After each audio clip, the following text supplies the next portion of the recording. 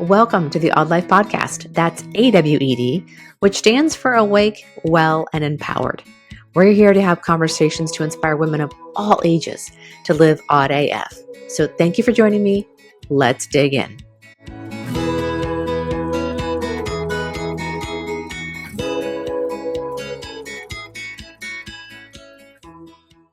Hello, everyone. Welcome back to another episode of the podcast. Today, I have a guest. Oh, you guys, this is one of my favorite people of all time. I am talking about Libby DeLana. She is behind the account Park Here on Instagram or This Morning Walk. Let me give you her official bio. Libby DeLana is an award-winning executive creative director, designer, and art director by trade, who has spent 30 plus years in a career in the ad world. She was the director of design at Mullen Lowe for 15 years, then went on to co-found the agency Mechanica.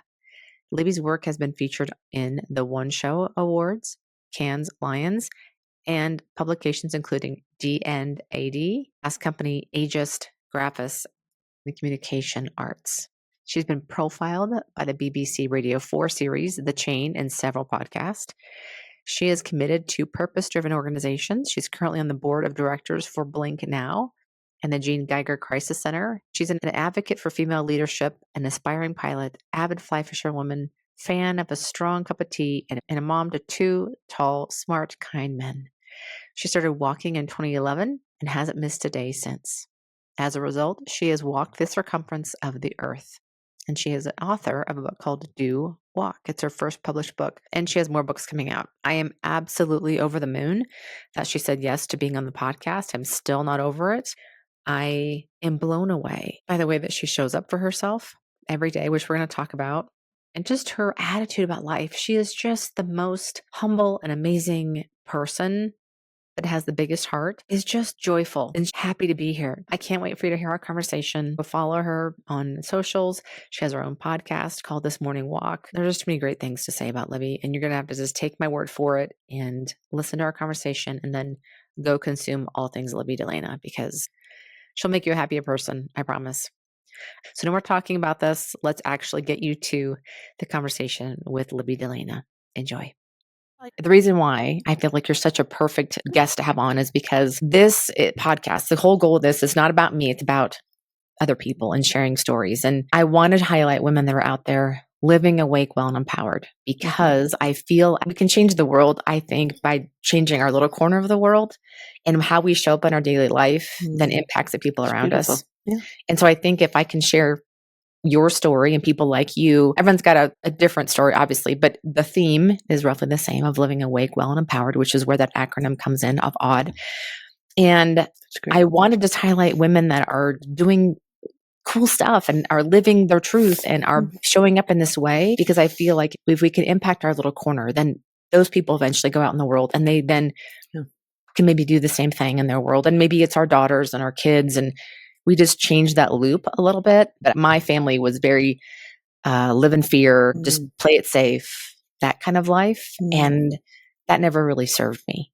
And it still doesn't serve me. And I'm still fighting against some of those default modes from that. And I do want to talk about that, like your evolution, like how you got to who you are right now, because I know that we don't start out that way, but I do feel like we either can embrace how we were raised and really take it and run with it, or we can completely do the opposite of what we were taught, because it doesn't serve us in the way that we want it to. So how did your life in the beginning, like your childhood, your home life, how did that shape you to who you are now? Or was it something that it was a big part of who you are now? Yeah. Well, first, thank you for sharing all these stories, because I think you're 100% right, which is we learn and inspired from each other, and we can be expanders for each other, show each other, new ways of moving through the world. And I think it's really powerful. So thank you for sharing these stories. So where did this whole life begin? It's a small question. Yeah, I know. Well, you know what? I grew up in Connecticut to two highly academic, smart, brave individuals, mom and a dad, and dad who was very accomplished and very smart and very focused on sort of sharing the lesson, and my mom was too, but I think it was more unique. Sharing with his daughter. I have a brother too, and he received the same message, but I think my dad was a little focused on daughter, is sort of saying, you can do whatever you believe in and you Yeah. want to do. And he used to always say to me, dream bigger. I mean, and it's not to say that dream small was bad, he at all, because sometimes dreaming really small and close to home is really exactly what you should be doing. But I think he probably saw something in me, which is, Sure. I'm 6 feet tall. He, in the mid 70s, platform shoes were a thing. As I said, 6 feet. He brought home platform shoes for me one day, so made me 6'4". I mean, so the sort of dream bigger was sort of like, Yeah. but how did I get here? You know what? I think I've always been this person, or I think I was this person when I was 7, 8, 9, 13, Yeah. 14. And then I forgot who this person was and heard the narrative and stories of our culture that we should do X, we should do Y, we should Sure. hold certain narratives to be truth, and there's not a lot of flexibility in that. I spent my summers kind of as a free range feral kid up at camp in the Adirondacks, backpacking. We Yeah. had barn chores and slept in these tents that had platforms, big canvas tents, or four of Sure. us. So I lived outside all summer long from the time I was, I don't know, about 10 to 14, Yeah. and felt really, really at home there.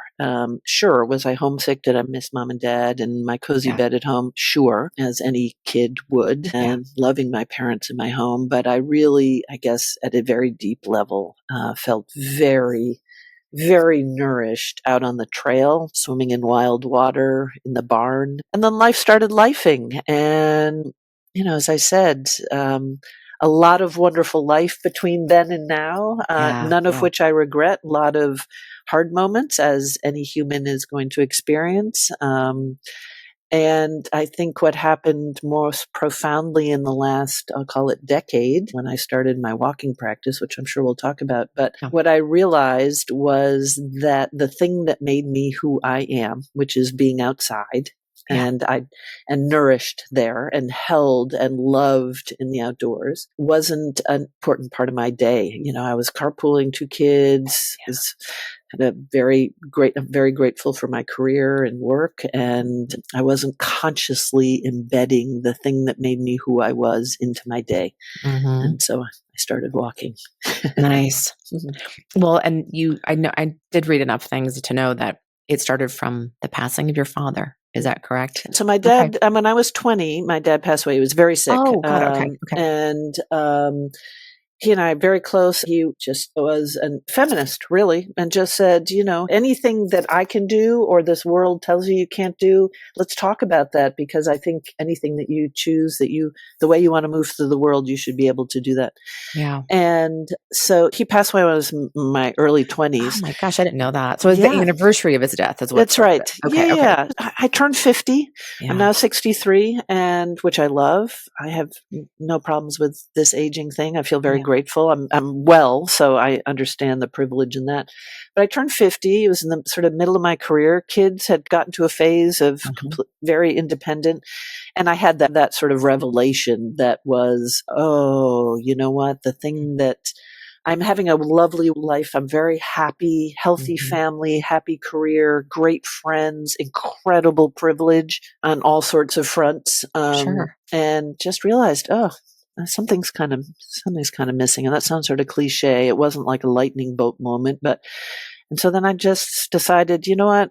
I need to be outside. I need to build it into my day the way I build in brushing my teeth, right? It's that essential. And so I got up early one morning and went for a walk, and I've been doing it every day for the last 13 years, and it's changed my life. And it's just a walk. And I don't mean to minimize it by saying just, but it is a discipline. It is a faithfulness to my practice. Some people have a seated practice or a yoga practice. Mine is walking. And wherever I am, sometimes it's short, sometimes it's long. I don't judge that. I just know that I need to move my body, and that this fidelity to this practice is as profound a self-care gesture as I can make. And yes, it is about the walking, but it's about the faithfulness to it. That's It's right. about the fidelity. It's about I know I am a better person. I feel better. I learn something when I do it. I Yeah. mean, there's some days when I'm traveling, I get to the airport an hour early. I walk up and down the terminals. So Sure. that's not the outside thing, but it's a commitment. It's That's a love right. affair. That's right. And what comes to mind is you're showing up for yourself. Yes. It's in a way that That's you're right. not abandoning yourself. You are there for yourself. And so many of us are willing to do that every day because whether society tells us to, or roles or jobs or whatever that is, and you show up every day, no matter what. And that No is matter what. so admirable because there's so many things, whether it's a cozy bed, it's snowing out, it's raining, it's all the things. We don't feel like it, and you still do it. Like there is something about that is, and I know what that feeling is. Because I have abandoned myself. I told myself I was going to get up and walk, and I started, and I loved it. And then one morning, I was like, oh, I just don't feel like it, and I didn't. And then guess what? It stopped just like that. Yeah. So I I hear get, you, and I honor that, and I hope you offered yourself a little grace around that because you can start up again at any yeah, time. yeah, And it happens. I mean, I don't get me wrong, there are definitely days when I've woken up and this is little voice. I think we all know her, right? I mm-hmm. happen to call her Ruby DeBina. Ruby DeBina shows up. Sort of sounds like my name, Libby DeLana, Ruby DeBina. We're Yes, sort of sisters in some ways. She shows up and she's kind of sassy and she's mm-hmm. kind of convincing. And she sort of says, it's snowing out. Yeah, It's icy. yeah, You've gone for 13 years, sister. Go ahead, stay in bed. Like, yeah, give yourself a break. And I get it. I honor rest. We need it. For me, walking is rest. yeah. I get Oddly that. enough, for my brain, for my heart. And so what I do is, this isn't a suggestion that it would work for anybody else, but I just sort of say to Ruby, I see you and thank you. I know you're actually trying to take care of me. I mean, Mm-hmm. often when that voice shows up, I think they're trying to say something to you. And so I always listen to her. And then I say, you go back to bed, Ruby. I'm going for a walk. That's genius. And the walk, I do not judge myself on the number of miles or how far I go or how long I go. But it is intentional. I do put on my shoes. I do go outside. Sometimes it's a mile, two. Most days it's somewhere in the neighborhood of 8 to 10 miles is mostly what I do because I Yeah, just feel so good yeah, doing yeah. it. Just keep going. Well, then I've noticed on Instagram too, you see the things around you and you're paying attention and you're very present, like your owl and other things you get to see. And I just, Gosh, you're so sweet to notice that. The other thing, so I spent my career in advertising. I'm an art director, which means an art director is the person who decides what everything looks like, you yeah, know, yeah. Aesthetic of and it all. aesthetic of it all. Yeah. And what I found was that on my walks, I became a better art director because I Mm, was, to your point, thank you for acknowledging that, I was seeing things differently. yeah. I had a relationship, and this maybe sounds a little too woo woo, but there's one walk I do often. I know exactly how long it takes. I know sort of every single step. And there's this beautiful community barn that used to be the dairy barn where we live. Mm-hmm. And, I'd pass her. Yes, I anthropomorphized her. Yes, I'd passed her so often that I felt like we had this kind of relationship. I'm like, totally. I could see her aging. I could Yeah, see the different sun on one yeah, shoulder or the roof line or the snow. And I remember at one point thinking, wow, at some point this barn probably fed this community. I mean, it was yeah, probably a yeah. really essential component. I live in a small community, and now it's sort of a shell. It hasn't Mhm. been maintained or loved or cared for, and it's interesting. You take the same walk over and over again. You can't help but have a relationship to that place. Now, it might be a barn, it might be an oak tree, it might be an owl, and I believe that when you are in relationship with the place where you are, you love it and you want to care for it. So for Absolutely. me, I now walk with a little bag in my pocket. I pick up garbage. Yeah, I yeah, so love that path. That path has given me so much wisdom. Like it practically chokes me up. It has I given me know. so much wisdom. I want to protect it. I want to care Yeah, for it. I want to bring people with me on it. So yeah. yeah. It's like a sacred place for you Oh, now. It's oh sacred. my gosh. Yeah. Any of my Yeah, walks are really have yeah. become that. It's Yeah, true. but thank you for noticing Oh that. my gosh, you bet. Well, I think that so many of us, we throw in the headphones and we listen to a podcast and we Yeah. distract ourselves Yes. while we're walking. And when I started doing my gratitude practice, and I started looking for things that I could add to my Yeah. gratitude journal, and I feel like that's probably Beautiful. the same with your walk. Is when you start to pay attention, all of a sudden you realize, oh my gosh, why would I put my headphones in right now? Right. I'm going to completely just be Yeah. here. And if you just can keep your eyes up, Mm. all the things you get to see and experience and witness. Yeah. I had a moment like that. I was in Costa Rica. I had a walk on the beach one time and I was looking down initially and I happened to notice up ahead, and this sounds really weird to say, but there was a turkey vulture up ahead and he was Yeah. eating a fish carcass. I hadn't really ever seen that before. You see them Sure. flying around, you don't actually see them witnessing what's happening. And so I was kind of noticing that and it made me turn and look out into the bay. I was on a peninsula. So there was a bay on one side and then the Pacific Ocean on the other. And I'm looking in the bay and all of a sudden I see this big white thing floating in the water. And initially my head went to maybe a garbage bag or something like that. Mm. And I realized it was a jellyfish, Oh, yes. a huge jellyfish sitting in the water. And then I look past that and I see a seal pops its head out of the water. And then I Yeah. see a marlin tail on the water. He's feeding. I'm like, if I would have had my head down the entire time walking on this beach, I would have missed all of that. That's exactly right. Yeah. And so that taught me in that moment to keep my eyes up and look for the things because they're there and to stop, distracting and head down. And you got to know where you're going so you don't trip on things. Yes. Yeah. But you still have to look around you and everything can be just this really special moment if you allow it. And Oh, I see that you do absolutely. that in your walks. You Oh, allow that amazing, just gorgeousness of nature, just be the sacred thing in itself. You don't have to see even anything, just that moment of being in nature, I think is sacred enough. But so I well, appreciate that when you share that stuff. oh, yeah. Well, I'm glad you saw those things. I mean, gosh, Yeah, it's amazing. And now don't get me wrong. There are plenty of walks where I have my headphones in, sure, or there are plenty of walks where I'm trying to sort something out. Right. sure. I always say a walk is like my best therapist. It's Hmm. practically my best friend. I mean, Yeah, it's such a support tool.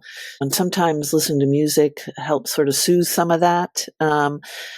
That being said, I think a nice complement to gratitude is curiosity. hmm, And what I hear you saying, which I feel very deeply too, is that when the headphones are out and when you see something and you feel really lucky to have seen it, whether it's this beautiful sliver of a moon hanging in the sky or a sure. jellyfish, and then I can't help but get curious about it. Yeah, What's the name of that? Why is the moon like that? How big was that jellyfish? And it might not even necessarily be the natural world. I feel this way in New York City. I'm in New York a lot. I'm in cities quite a bit. And there's still that beautiful feeling like, oh my gosh, look at that window box with those beautiful flowers. What are those? I don't even know what yeah, those flowers are. I don't know. I think a beautiful companion to gratitude is sort of the sense of curiosity, which then means wherever you are is really interesting. yes, Because at this age, I feel like, oh my gosh, I have so much to learn. There's so much I don't know. I get And that. it's okay. I just have this really big appetite to learn more. And to your point, I learn less when I have the headphones in and I'm dilly Yeah. dallying there, but there's so much to learn. And I do feel like that pairs with your sense of adventure then too, because you Oh, become yes. curious what places you've gone and done some cool stuff. And I want to tap into that too, because your ability to just go, especially on your own and be a solo traveler, I think is so amazing. And I feel that because I feel like Yeah. I would treat the trip differently because it's something that I Yes. want to do and I can either do this or that or whatever. And there's no agenda except for my own. And then Such a I get to, privilege. yeah, a privilege for sure. So tell me, I've seen that you've been to Patagonia not too long ago. You've been this Portugal walking. You've been to Alaska. You did all these cool things. How did that bug start too? Was it when the kids were out of the house and you became an empty nester? Did that start happening more then, or when did this Yeah. become a big part of your life? It's a great question. So, truth of the matter is, when I was a teenager, it started Yeah. because I was someone who spent a lot of time on horseback. So, for a Hmm. couple of summers, I actually went to Ireland by Wow. myself to ride. I mean, my parents would take me over, but then I Yeah. stayed.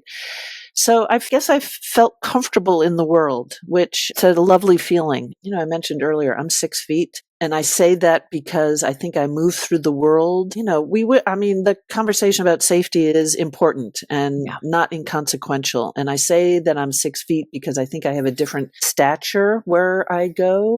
I want to say I'm very cautious, but that's probably not very accurate. I'm very awake when I solo Yeah. travel. I don't travel with a lot of fear, which is a privilege. I think I know how to move through the world thoughtfully with safety tucked in my back pocket. So those are important things. I love solo travel. To your point, it's kind of selfish in a way. You get to do whatever you want at whatever Yes. pace you Yes. want, which is really Yeah. incredible. Now, again, don't get me wrong. I love traveling with people. So went to Patagonia, went with my best friend and her husband, and Yeah. we just have a fabulous time. So I love that equally. I guess the Mhm. point, I don't like one more than the other. I love traveling with my people who I love and adventure buddies, but I also feel comfortable traveling through the world solo. Now, the truth is that my mom, once my dad died, is a 40-year teacher and Mhm. would travel with students, and then she would travel on her own. So I think I had a model from somebody who did it. I love it, but I really respect those that maybe don't feel as comfortable doing it. That being said, somebody said, how do I get more comfortable with it? I think the way, if it's something that you're interested in, is to start close to home. I live near Boston, is start by driving into New York City or taking a train down to Washington That's or right. not even that far. So I don't think traveling solo necessarily means getting on a plane and packing your passport and going overseas. I also really want to acknowledge again the privilege in my ability of time, well-being, and finances to be able to do that. So it is not without extraordinary gratitude of all those things. And I think solo travel can be as big or as close to home as you want. Yeah. So I get that. Like, just yeah, it's like building a muscle. Just you're yes, practicing is all you're that's right. doing. You Yep, you're practice. practicing. Yep. And you begin to sort of collect tools that Yeah. Yeah. enable, which, having done it so much now, I feel like I could do a whole article on travel hacks. But you begin to find what makes you feel safe and supported and comfortable. So have you learned to travel very lightly because you've done it so much? Like, you're like, I could throw a backpack on and you're good to go. Totally. Yes. That being said, some of the things I like to do, which is, for example, fly fishing. I love fly fishing. That has gear. Waders and Yeah. boots, and I went to Alaska. I'm going again this year. Stay warm and cozy. So yes, but my dear close family and friends will tell you I get kind of grumpy when I have to carry more than a carry-on. Yeah. I get mad at myself. I mean, it's ridiculous, but I'm like, I am a carry-on girl, but it doesn't always work that way. I Yeah. mean, I'm about to go on a trip where we'll be both in Paris. So it just sort of, it doesn't require anything different, but I'm choosing to have Yeah. a slightly different wardrobe. But I'm generally a simple carry-on Yeah. person. Yeah. But maybe that will be one of your next books, is how to travel Right. well. Because I mean, that is one struggle. I've been an overpacker. Like, I didn't eat half the stuff, and I could have done a carry on. There's a family called the Bucket List family. Have you seen Okay. them at I all? don't think I have. Oh No, I my have to gosh, look it they're up. the best. They Yeah. travel literally backpacks, and they've taught their kids to travel since they were Yes. little. And I keep thinking about how do you travel just a backpack? But they're always outdoors. They're in the Yes. ocean. They're doing things, Yeah. and that's not important to them as what they're wearing. They're more focused on the thing they're doing. That's right. And That's then right. if we can get past maybe the Yes. aesthetic, maybe of Yes. what we're Yeah. looking like when we're doing all this, like, throw the hair up in a hat. Who cares? Yeah. You don't need everything. Yeah. And I love Yeah. that you show up in that way. Yeah. Like you said, the carry on and off we go. Yeah. But I do see that the gear, yeah, that's the gear that gets you. Like, I think about cold vacations, places you got to go will have the layers and all that. Yeah. That's where you struggle a little I bit. mean, But there's certain realities to it yeah, too, yeah, right? yeah, I just try and honor those. I've also, I guess, over the course of time, found those pieces of clothing that actually can kind of straddle. I have this one pair of pants that I like. I can make those things with a little heel. I can make those things look like a dressed up event, or I can go hiking in them. yeah, nice. So, and I guess if you're looking really closely, you might be a little Yeah, suspicious, but you know what? You show up with a little bit of confidence and yeah, it's okay. yeah, exactly. Well, I also noticed too is with your adventures, you don't allow, I don't want to say ageism, but you don't allow restrictions on what you're doing because of your age. And Correct. I think that is such a huge thing right now, because I have an older parent, and that was something in that generation Yeah, that's that right. they just never. did anything like that because they weren't supposed to, or that's just no longer what you do at that age, or you could hurt yourself. And I did read a book, gosh, I can't think of the name of it right now, but there was a story in there talking about this woman had gone to the store and with her mom, and her mom was, I think, in her 80s, 70s, 80s, and she'd accidentally scraped her leg on some display and she was bleeding. And oh, you should be careful where you walk. You're going to hurt yourself and all this. And she had, before that, had been just moving and grooving. And then she saw her mom take a step back and stop doing things because people told her she should be doing these things. And I think subtly, life and society tells us about how we should be living. And I love how you show up and you're doing things that I would even maybe sometimes think I would struggle with. And I mean, I'm 52. I'm not like I'm 32. I'm 52, but I'm still, I feel good. I feel immobile. And I love seeing you go out and kind of buck the system. You're just like, I don't believe in this. Is that something you've always done because your parents did the same thing? Your mom was a great role model? Or is that just, you're just following your energy and you're just doing it? Yeah, I guess my mom did. As I mentioned, my dad died when he was quite young. So I didn't have the privilege of seeing that. But he bucked the system in kind of other ways. So maybe that was part of the messaging I got. Yeah. I think, for me, aging is just another word for living. I know. I mean, we're just living. And I don't buy those narratives. It just doesn't sit right with me, which is I'm not supposed to be doing something because of my age. Well, what if I want to do it? Yeah. Yeah. Who says? Yeah. Why is it a thing? Why is it a thing? Now, I do respect that, my body at age 63, and I try and say my age all the time because I'm so proud of it. My dad didn't get here, right? I live longer than my dad. So I'm just, again, going to talk about being grateful. Holy smokes. I guess I just hear those messages, and if it suits you and it feels right to you, beautiful. Beautiful. For me, it does not feel right to me. And I guess it comes back to that sort of sense of adventure and curiosity. I can tell you very clearly, I do not want to be on my deathbed and think, you know what? Somebody told me at age 63, I'm not supposed to go to Alaska and go fly fishing. And I didn't. Yeah. So for me, it doesn't add up, but I also really respect other narratives. I just have this kind of insatiable curiosity. And I hope this doesn't sound egotistical, or maybe it does. And who cares? That's right. I believe in myself. I believe in my ability to do things. And, I do them differently at age 63 than I did 33. I was an athlete growing up. I still am an athlete. That's right. And I went dog sledding in the Arctic Circle 2 years ago. It was one of the hardest things I'd ever done. It was so cold and so physical. And at that moment, I'm like, well, if I need help, I'm going to ask for help. Sure. If somebody else needs help with something else, no problem. And so it creates this kind of beautiful symbiotic relationship with the people you're with when you can say, hey, you know what? I need a little help with this. Okay, no problem. It feels lovely to help each other out too. So if on these adventures I find I'm in a place where I need a hand up, okay, I'm going to ask somebody for a hand up. Okay. So it looks different. 63 adventures look different than 33 adventures, no doubt. But I could say it the other way around, which was the 33-year-old adventures weren't as wise as the 63-year-old. I didn't know as much. Touching in on a little bit on the fashion industry, maybe we'll get to that. But all of this anti-aging narrative really, excuse me, my language, pisses me off. It really pisses me off. I mean, not just casually.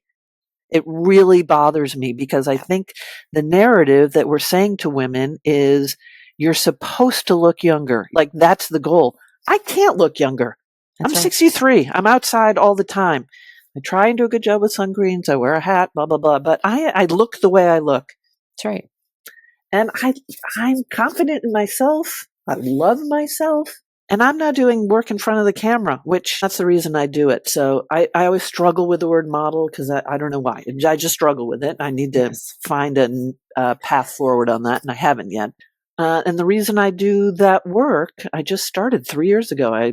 Clinique reached out and said, hey, would you like to be in this campaign? And I thought, me? Are you asking me to art direct, like creative direct? Like yes. And they're like, no, we want you to be in the campaign. I mean, I've spent my life in this world. I've watched models. I've directed models. I understand how that works, but I've never done it myself. But this shoot was with a photographer I was really interested in. His name is Dario Calmese, beautiful man. We're now good friends. I'd love to say. Yeah. He's the first young Black photographer shoot the cover of Vanity Fair. He shot Viola Davis beautifully. And if you go look up that photograph, it is beautiful. Stunning. And there's a lot of historic narrative in it. So it's a very, very thoughtful photograph. So he Cool. was shooting the campaign. So I was like, sure, I'll do that. Absolutely. And, in the same scenario, I was like, Dario, I have no idea what I'm doing. Please, I would Help me. like to be, I would like to be coachable. It's not your job, but feel free to give me any notes. But the reason I bring that up is, and someone could say to me, well, you know what? Clinique does a lot of anti-aging narratives, and that's true. And I'm not sure I would do it for that brand again. But at the time, I was learning. But the whole beauty industry and the anti-aging narrative, I think, is really destructive and It is. painful. Keeps women in a place of feeling inadequate every single day, because every single day we get older. And you don't see ads geared towards men. It's always women. And it's so blatant. I mean, my Instagram, every other one is an ad, and it's the skin cream and it's a serum and it's this. And it's wild how it just seems like it's so normal anymore. Yeah, And it's in your face. There's not one thing about, it's kind of like the ads when you see a cleaner for the kitchen or the whatever, and it's always a female in there mopping. You're like, does no one else notice that this is so blatantly geared towards women? This is so ridiculous. And it's kind of the same thing with the anti-aging. It's just so blatantly against women that I'm the same way. Too bad, because I think we all get so beautiful once we kind of live into who we are. I think everybody does. It looks fabulous. And, don't get me wrong, I like a nice moisturizer. Sure. But I don't think you have to sell it to me based on the fact that I'm going to look younger. Yeah. I think, how about if it just says it's going to make you feel wonderful? Yeah. It's Make good your to skin feel moisturize. dewy. Yeah. Right. Yeah, It's whatever. going to make your skin feel great. But to sell it to me based on some fear around me getting older, that doesn't make sense in my brain. We're getting older. It's an interesting time for sure. But hopefully it'll shift. I think so. And I think more than anything for me, I think what I see in you is there's so much confidence, but like a healthy confidence, not obviously an ego driven, whatever, but just healthy confidence. And to me, when I see women that are confident, that blows anything out of the water. The hair color, the clothes, whatever, they carry themselves and their confidence, and they own who they are, and they're standing completely in themselves. To me, that I think is beautiful. And if we could all get to that place and just feel confident in who we are without someone telling you you're not enough because you don't look like this, all these things we're told. Oh, it's just if that could just come from within and shine from the inside out, imagine the kind of world we'd be living in. And I see that in you, how you show up, your smile, the way your eyes light up when you're with your friends, cold dipping. Like that should be a really painful, crappy moment for many people. And you're out there dancing, and I just saw your thing. You have like a disco ball helmet. That was so awesome. And I just seen that, like you're so happy because you're in the moment. You're with your friends, and you're just living life. What's better? I mean, honestly, what's better? Yeah. But back to your note, which is sort of this notion of confidence. And, I did it a few minutes ago, and I was like, maybe this is too ego. But again, listen to that narrative. I mean, I'm still unlearning that, right? That my parents, they did not teach me that. I was surrounded by great friends. My friends didn't teach me that. And the culture, I'm still unlearning that. I will also say this may seem counterintuitive, but as with everybody on this planet, I am not trying to portray a picture that I'm unique in this at all. I've been through some stuff. Yeah. Right. And I think whatever that may be, I think there's an opportunity when you've been through some stuff to learn in the process who you are and how you want to show up and how you want to come out the other side. It's too cliche to say you got to walk through the fire but it is a dearly held phrase because there is truth in that. And I do think getting through whatever the challenges might be in anybody's individual life, they're crucibles for creating that sense of who you are. Yeah. Call it self-confidence, call it a deep understanding of who we are. Those crucibles are opportunities. And if you're fortunate, as I am, to be surrounded by people who love you, or a therapist, or whatever it may be, a walking practice, it is in those places that for me anyway, I became very clear on who I am and what mattered to me and what I love and what nourishes me and what heals me.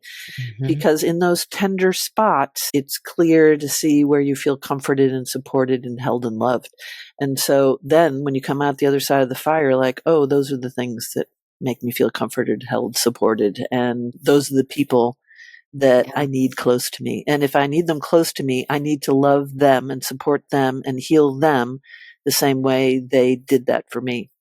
And so it's in those places that feel terrible in life that I do think there is the opportunity for clarity. And it's not to say everybody finds it, but Yeah. I think there's the opportunity. Again, it's probably back to curiosity. How do you, in those moments, move forward rather than going back to maybe like a default mode of a belief you've told yourself, or you can Sure. slide backwards super Yep. easy versus using it as a launching pad for the next version of you?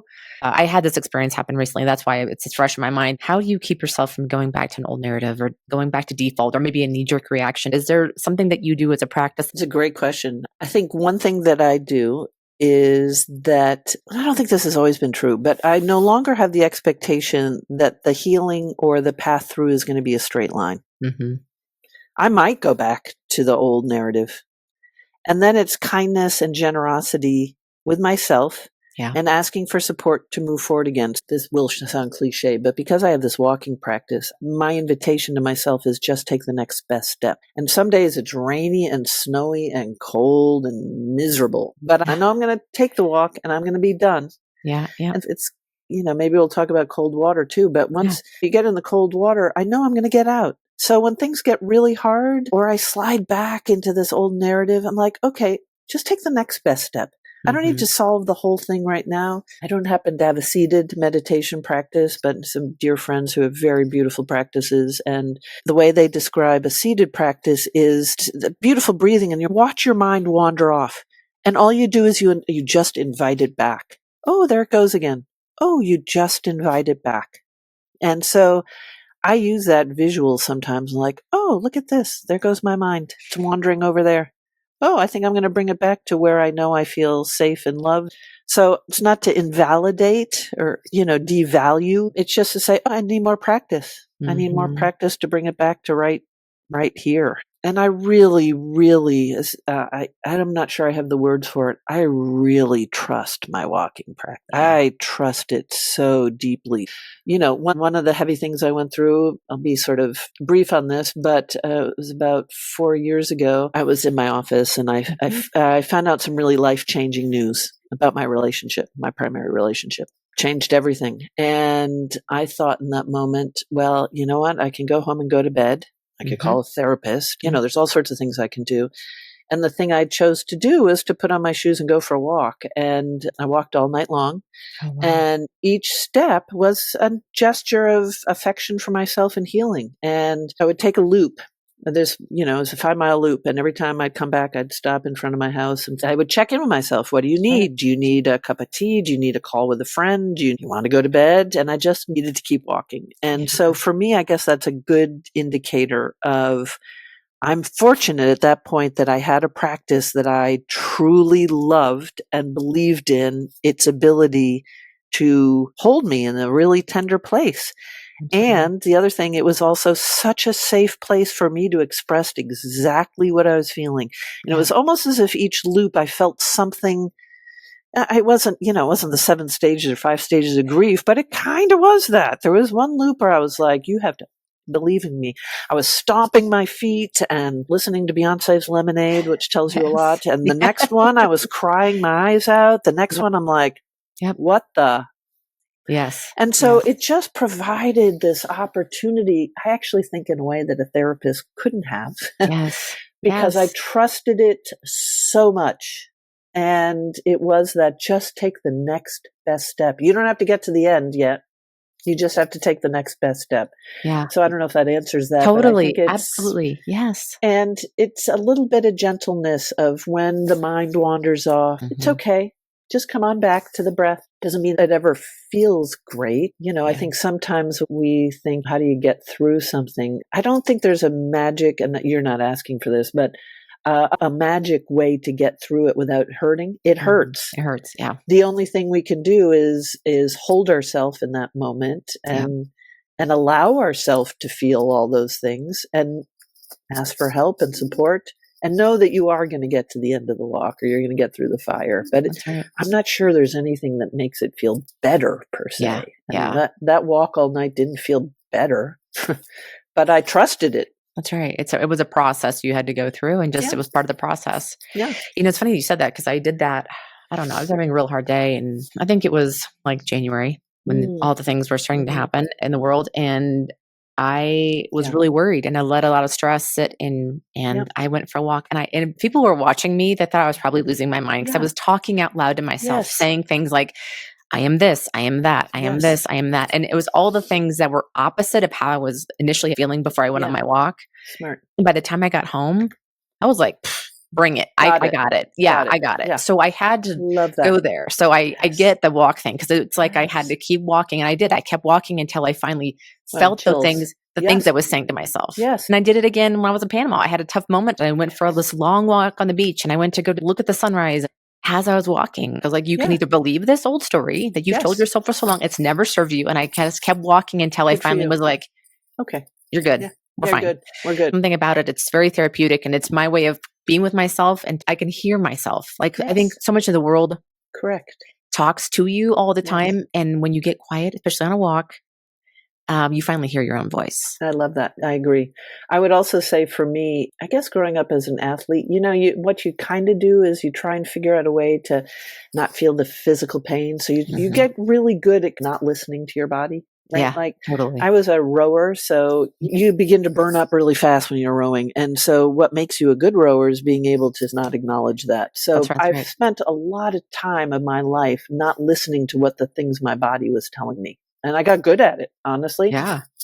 I'm not proud of that. And I find that walking for me is this really gentle act. And what I like to say is when I add motion to my emotions, Mhm. I understand them better. So Yes. the reason I bring up the athletic story is I was feeling all sorts of things. I was feeling it physically in my body, but I didn't understand it. The thing about walking is I'm like, ooh, there's an emotion in there. I don't know. Maybe it's like right in my chest. Maybe it's in the back of my throat.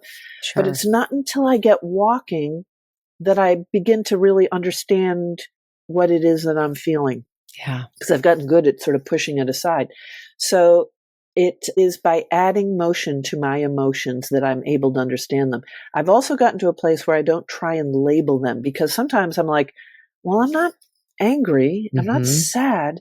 So I go through the list of all the emotions. I'm like, it's not really any of those. It's something else. And so then I'm like, okay, well, that's what you feel. Maybe there's no handle for it. Maybe Yeah. there's no word for it. And that's okay. But it's by walking that I'm able to understand it. The way I've sort of visualized it as a visual person, Yeah. imagine you have this ball of yarn and it's all tied up in knots. And as you walk, it begins to loosen, right? Like Mm. the threads loosen and you begin to see each individual narrative or thread. And so there's a tenderness. Also, think about when somebody hands you a baby, what do? We automatically start rocking. Like Yeah. we hold them and we just rock from hip to hip. And that's what walking is for me. It's like, oh, it's loosening up the knot that's maybe in Mhm. my stomach, or it's Mhm. it's like holding a child Sure. and just nourishing them and holding them. And you're nourishing yourself. You're rocking Yes, yourself as instead. exactly. Yeah. Yeah, Oh, I yeah, love that visual. That's a great way to look at that. That's so great. You mentioned you don't even know what that emotion is. Something that has to be worked out. yeah, yeah, Just like yeah. energy, whatever that energy, whatever that is. Now, Yeah. don't get me Oh, wrong. wow. I believe in therapy. I think therapy is Yes. amazing. I had moments where I really struggle with it because I was like, I can't tell you. Yeah. There, in our language, our Yeah. beautiful English language, there isn't a word that I know to tell you what it is. Yeah. Yeah. So I'm like, oh, I just need to go for a walk and I'll understand it. But It might help you just clarify what that yeah, is. And then I can go that's verbalize right. it because Yeah, it's something I have maybe. to figure it out. Who knows? Yeah, But yeah, yeah, I love yeah, that. Well, that's right. you touched on this about doing the hard thing. And one of the hard things is forcing yourself to get in cold water. And I shouldn't Oh, say forcing because now you oh, love oh, I doing it. love it. Oh my God. And you started this, it's called Ebb and Flow Collective, right? Right. And Yes. I've noticed you're out in California right now. So Yes. you're out there and I Yes. saw you do this dips. Wherever you go, you try and do it, I get in wherever the you're water. at. I Yeah, love that's that. right. So where did this start? When did this happen for you that you were like, okay, I'm Yeah. going to do this hard thing? And Yeah. So it started around the pandemic when a number of major things in my life were changing and things that I identified with, narratives that I identified with. Mhm. You are a this, fill in the blank. You are a business owner. You are a, whatever it is. And we were out walking the pod squad together Mhm. and we were on the beach where I live right near the Atlantic Ocean. And sort of on a whim, we kind of all took off our clothes and got in the water. And it was cold. It was really cold. It was like a October, November, or something like Yeah. that. And Yeah. I think we all got out of the water, and we'd all heard of the sort of polar bear plunge and things like that. We got out of the water and like, oh, just feels like the light switches were turned on. Totally. Wow, we feel really good. And it was such a contrast to what was happening during the pandemic. And for me, what was happening in my personal life. Mm-hmm. I was like, oh. And then there was this added layer, which was, as I mentioned, there were a couple things in my life I identified with and defined me, labeled me, that has shifted and changed and were no longer my business. And I thought, okay, one of the other things that I identify with is I hate the cold. I was one of these people who said I would Yeah. hate the cold. Yeah. And that came from when I was backpacking when I was 13 years old, or we were out in the backcountry or something, and I got too cold and I was too shy or embarrassed to ask someone, make me a cup of tea, or can I get in your sleeping bag with you, or whatever. Sure. And I got too cold and it really scared me. And so from then on, from the time I was 13 until, whatever it was, 4 years ago, I was the one, look at me. I mean, I still have these, I'm in a puffy coat. I'm in California. It's going to be 80 degrees out. I have a sweater on. Okay. Yes. So Yes. in the office, somebody might turn the air conditioning on to 70, and I was like, with my beanie and grumpy. And so I was like, okay, let me figure this out. So here are these two things in my life that are significant that I identify with. Getting cold. I don't like it. It's like, I wonder if we can change these things that we identify with. Are they mutable? Are they porous? Mm-hmm. And I thought, okay, I'm going to start getting in the water because I'm going to have to change these other two things. So what if I choose to change this other one, which is I no longer hate the cold? And I started getting in the water every single day. And in a way, it was a way to practice, we identify with some of these things, but they're not cast in stone. If there's something about yourself that you like, don't like, they are changeable. It takes effort. So started getting in the water all the time. I love it. I have a book coming out in October called Cold Joy, which is awesome. Yay. I love that. Yeah. It's a great name. Yeah, thank you. Yeah, it's about, this sounds sort of ridiculous, but getting in the cold water right now is hot, right? And I would say, and this is with no disrespect, is simply acknowledgement that many of what we see now in social media and a lot of narratives is getting in the water is very aggressive. It's competitive. How long did you stay in? How cold was the water? And the way we, as you described earlier, the way my friends and I get in the water is playful and joyous, and we hug and kiss, and we, give each other pep talks. And if somebody shows up at the beach one day and is like, I don't know why, today I'm scared, I'm in my head. We say that out loud. I'm in my head today. Yeah. It's no different from the previous day, but today I'm in my head. We hold each other's hands, get in the water, we give each other a hug. I love you. You did that. And you're safe and you can get out whenever you want. And so our whole way we do it, I think, is tender, it's loving, it's joyful, it's playful. And again, it's not to say that the way anybody gets in the water is good or bad. However anybody does it, wonderful, it's right for you. It's not unlike the anti-aging story. I would like there to be another narrative in the marketplace that says, it doesn't have to look like that. That's fine. That's right.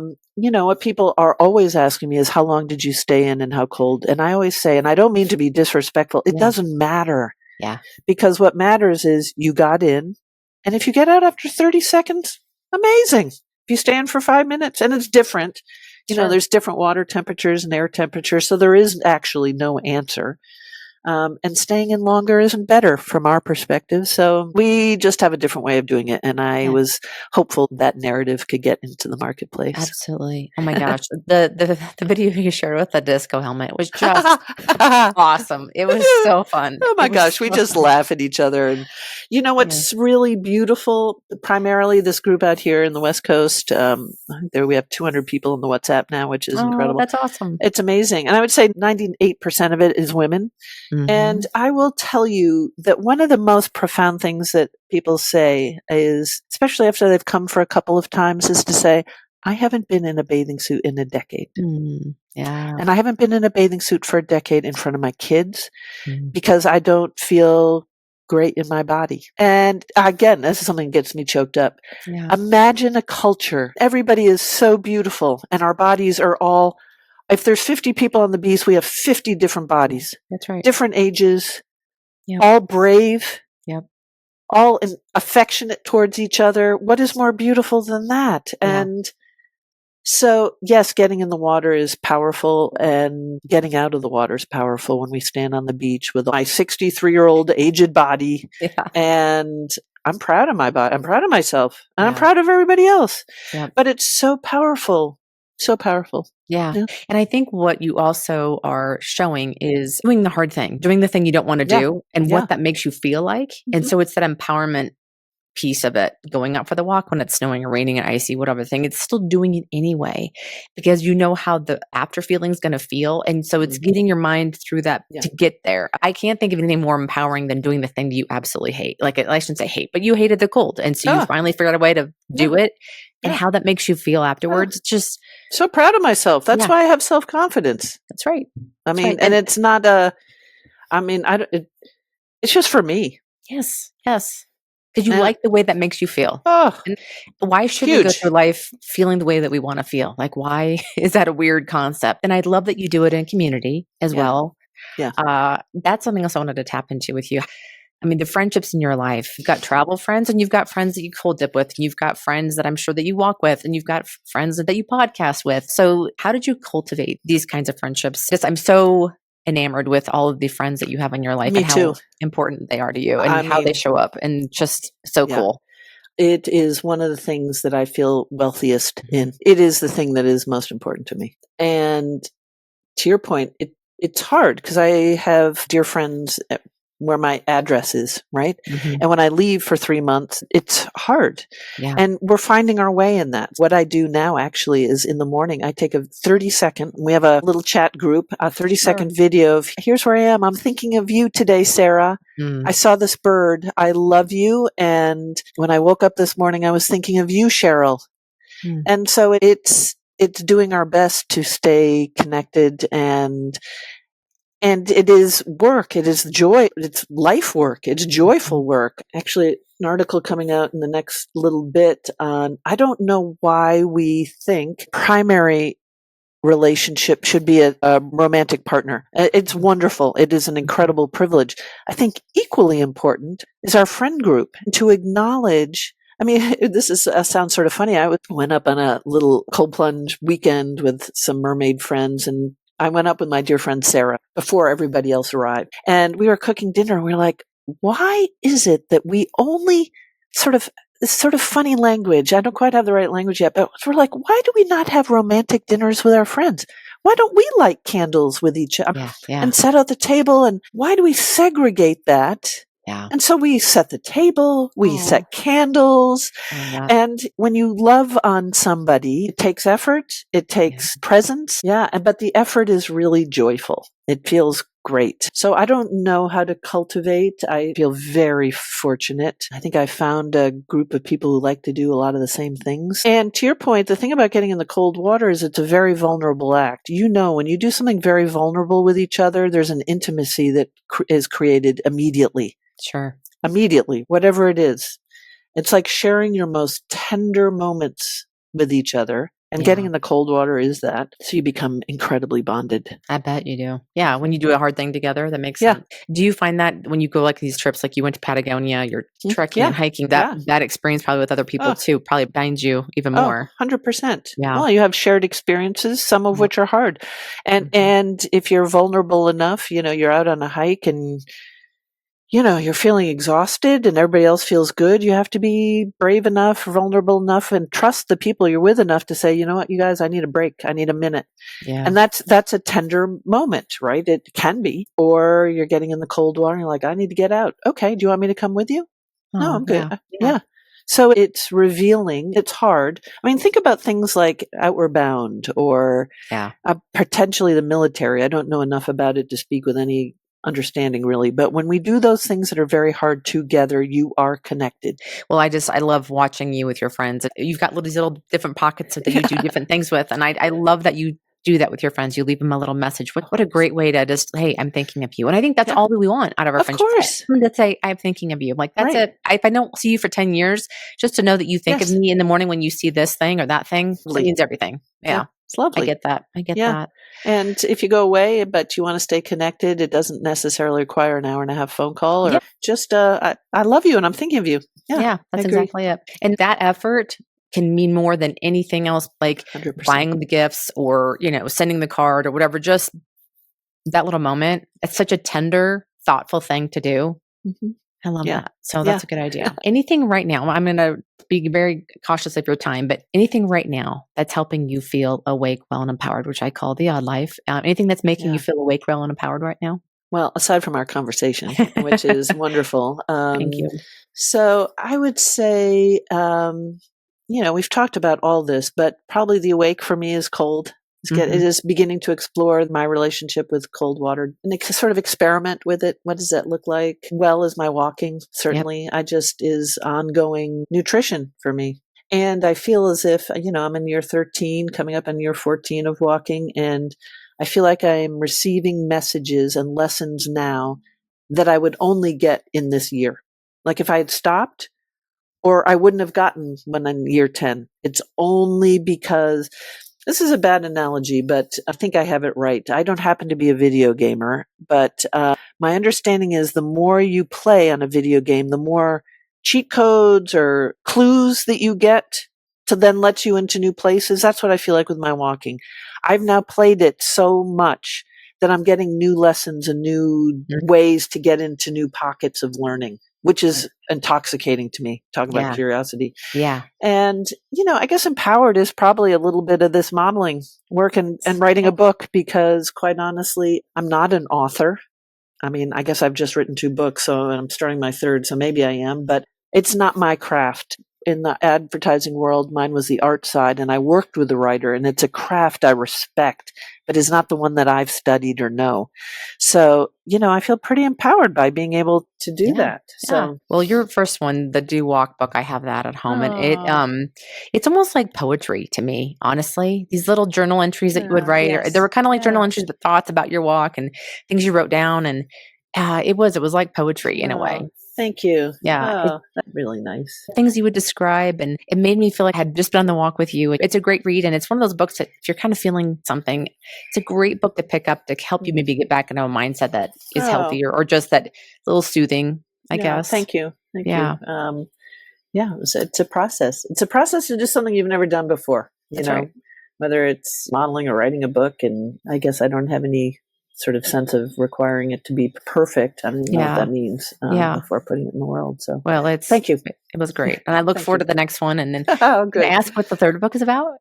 Aging, probably. Oh, okay. Well, good. Good. Yeah. We all need that. So I Yeah. love that you're going to be doing that. Yeah. And I know everyone tells you this, but I absolutely love your hair. I love your Ah. hair. It's long and gorgeous and stunning, and it's part of who you are. And I think it's just perfectly Libby. The thing about it is, I turned gray when I was 32. Mm, And so talk about aging. I felt like I was, I was solidly gray yeah, by the yeah, time yeah, I was 30. yeah.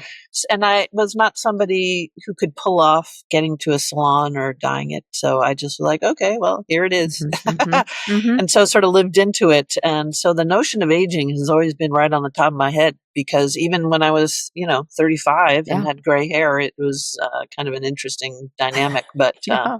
here it is. But you're stunning. I mean, you're Oh, aren't you stunning. You nice? literally are like the epitome of like what if I could let mine go, I would want to look like Oh, I got a very Libby. lucky because I know not everybody's hair Yeah. when it comes in gray is, Yeah, the way it's it stunning. is. But It's thank you. stunning. I think I did read that this little girl told you that you Oh, like, is it like it magic? she came up to me out.